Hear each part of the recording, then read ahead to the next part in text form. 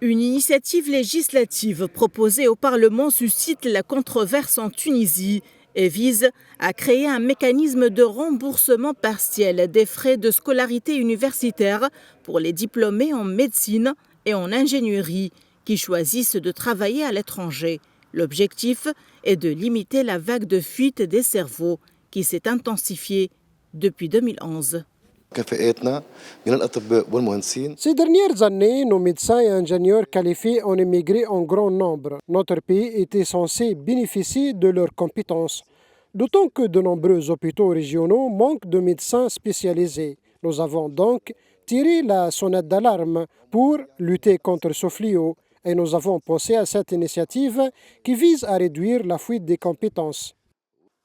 De son côté, la présidence de l'Ordre des ingénieurs tunisiens a exprimé son désaveu concernant cette initiative parlementaire, estimant que cette proposition est anticonstitutionnelle et ne mérite pas le soutien de l'Ordre des ingénieurs.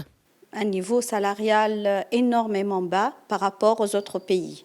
On cite par exemple le salaire en Tunisie et des ingénieurs qui entre 1000 dinars, 1200 dinars, par rapport à un ingénieur en Europe qui perçoit des sommes d'entrée 2500, voire même 3000 euros, c'est-à-dire entre 8000 et 10 000 dinars tunisiennes. Normalement, on s'attend à une hausse des salaires des ingénieurs pour faire face, pour retenir, essayer de trouver ensemble des solutions pour retenir nos compétences. Des pays qui ne sont pas très loin de la Tunisie, comme le Maroc, qui a donné une initiative, a constitué une caisse de compensation pour retenir, pour faire face à cette fuite de compétences.